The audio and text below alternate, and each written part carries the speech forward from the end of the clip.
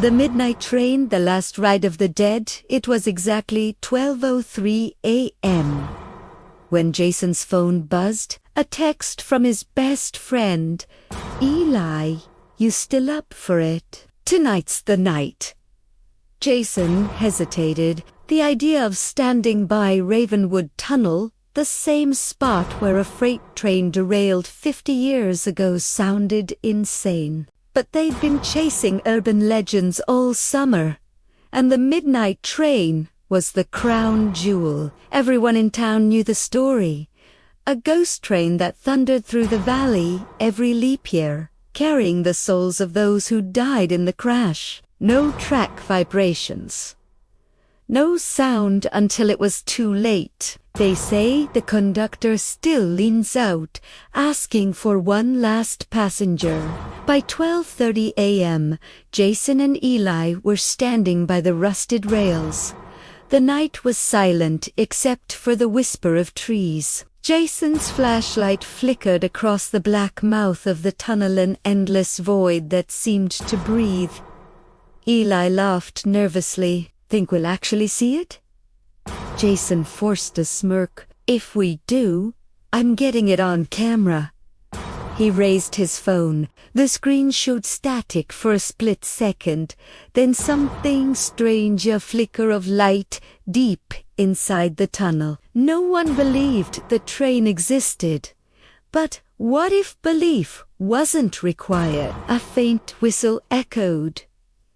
Low at first, then rising a long, mournful note that made their stomachs twist. Eli's grin vanished. "You hear that?"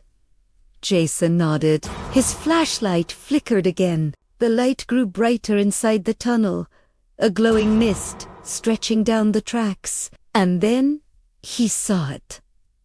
A black locomotive, half transparent, materializing from smoke. The number 1313 etched on its front glowed red. The air grew ice cold as the train roared closer. Yet the ground didn't tremble. It wasn't touching the rails.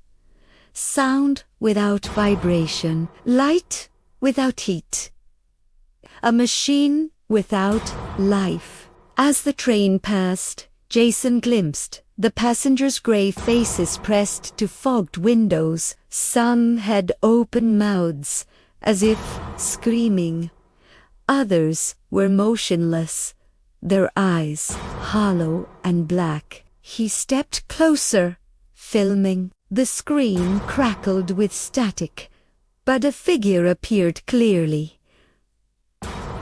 A conductor.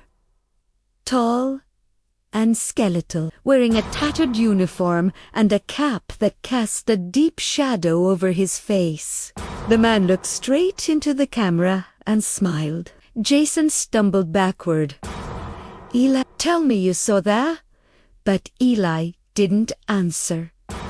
He turned and his friend was gone. Only the echo of footsteps remained, growing fainter down the track. Jason ran toward the tunnel, shouting his friend's name. Inside, the air was thick with smoke and whispers. He could swear the walls were moving, breathing, alive. Then he heard it again, a low whistle, this time from behind.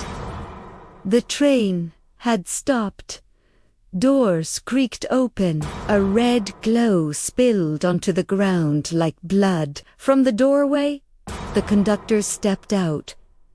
His boots made no sound. His voice was a rasp of wind and static. "Tickets? Please." Jason froze. "I don't have one." The conductor tilted his head. "Then you'll need to ride." He pointed down the dark corridor of the train. Inside, silhouettes shifted. Some looked human, others twisted and broken. One of them raised a hand. It was Eli.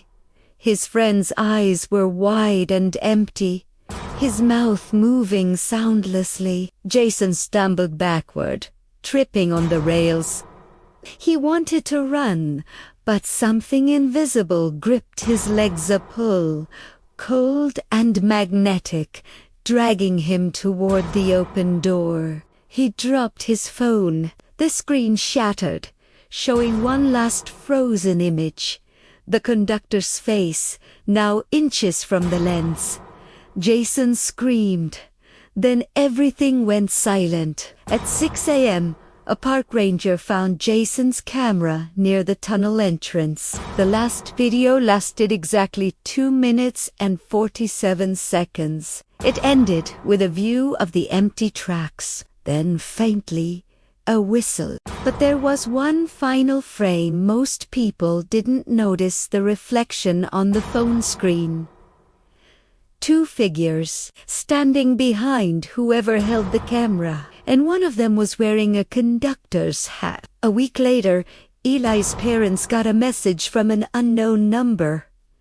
"I'm still on the train. It never stops."